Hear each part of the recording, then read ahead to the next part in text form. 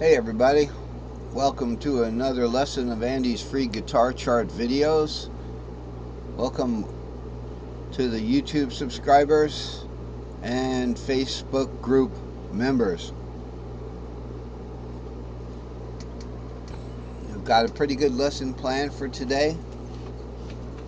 We're just looking at one chart back, and then we have two new charts that are going to cover a couple of very important subjects, and that is the diatonic scales in all 5 keys of caged.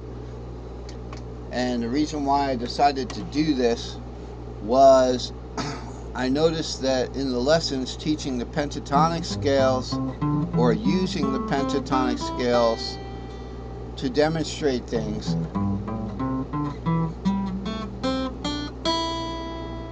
was helpful.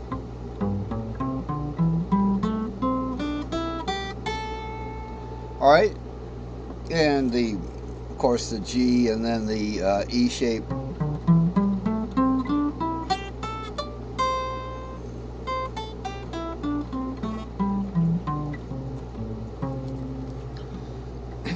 Since it was so helpful to use those shapes, and I noticed I could play them almost by memory, and that makes it easier to play these shapes through the warp from a new string.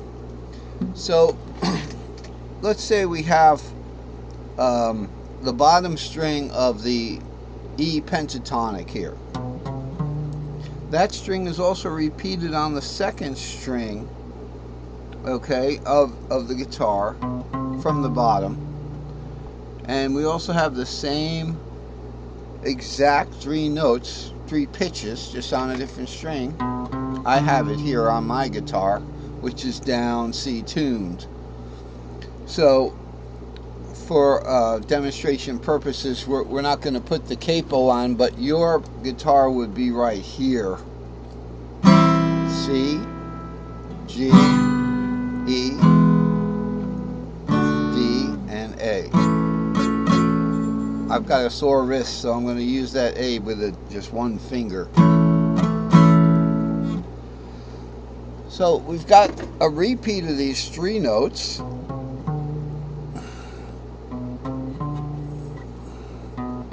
This is just to bring us up to speed on chart number 170 here. Okay? And I noticed that, okay, I'm going to play this pentatonic. I'm going to start it here. Of course, it'll be the E-shaped pentatonic from the bottom string.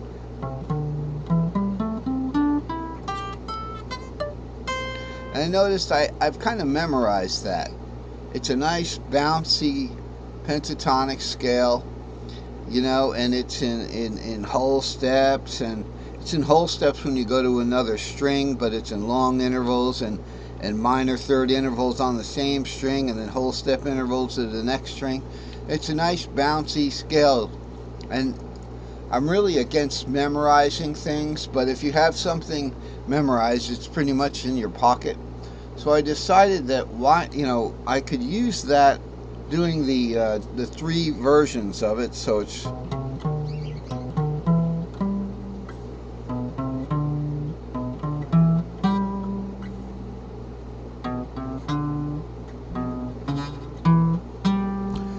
the notes really get long down there. So you have to kind of start moving your wrist down there. It's not just a finger thing. They say that about piano too. You see, play with the elbows, play with the elbows.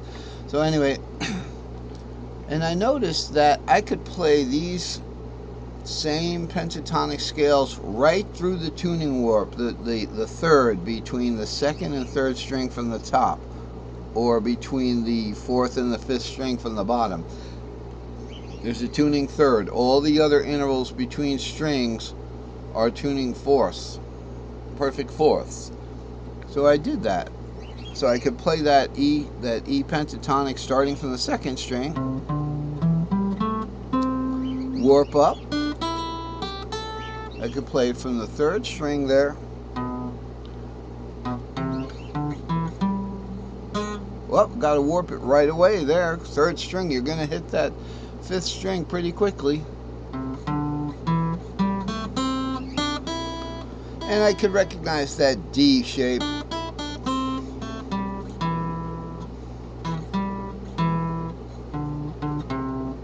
So we just take it down to the second and first string in that D shape. And I thought to myself, well, does that hold for diatonic scales? In other words, if I'm playing an E diatonic here on the bottom string, E shaped. It's a C diatonic, E shaped. So it'd be, here's your E shaped C. I'm going to play the three strings here if I can.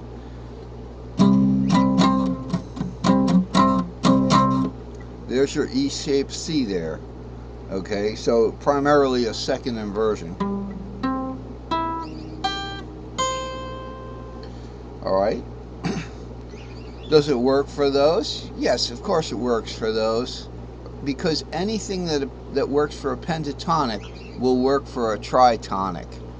Right? So let's take a look at the second string action here, which would start over here. If I try to play a C chord from there, okay, so now I'm going to have to warp up that third string and it's going to become an A chord.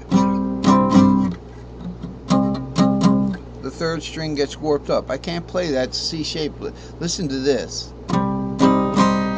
No, that sounds pretty heavy, right? No, we have to bring that third string up, that E up to where it is. Now if we go to the third string version over here, guess what? It's going to become a D shape.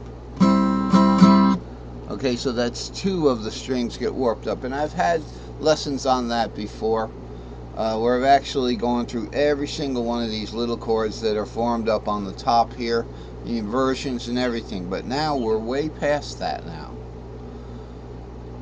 It's easy now. So anything a pentatonic will do, a tritonic will do, but take it to another level from pentatonic, add the fourth and the seventh. Will a diatonic do what a pentatonic can do? And that's the subject of this lesson. So I went ahead and charted out the exact way that I could memorize these pentatonics, and that's the subject of this lesson.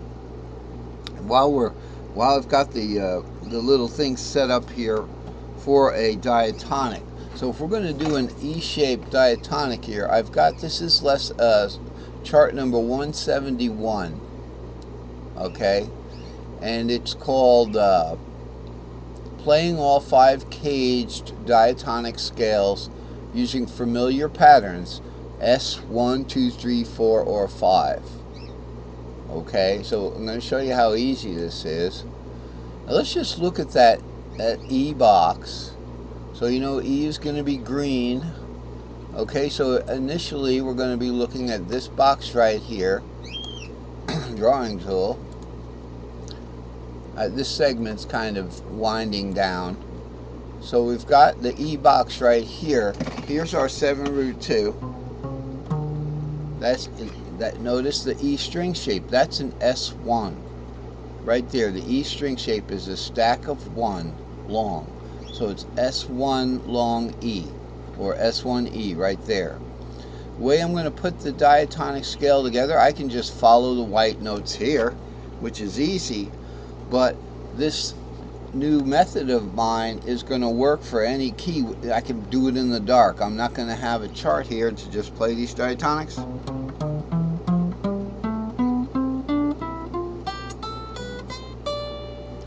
Okay, so we're approaching the end of the segment. We don't want to run into a broken logic chain, you know, so let's just buy a few seconds.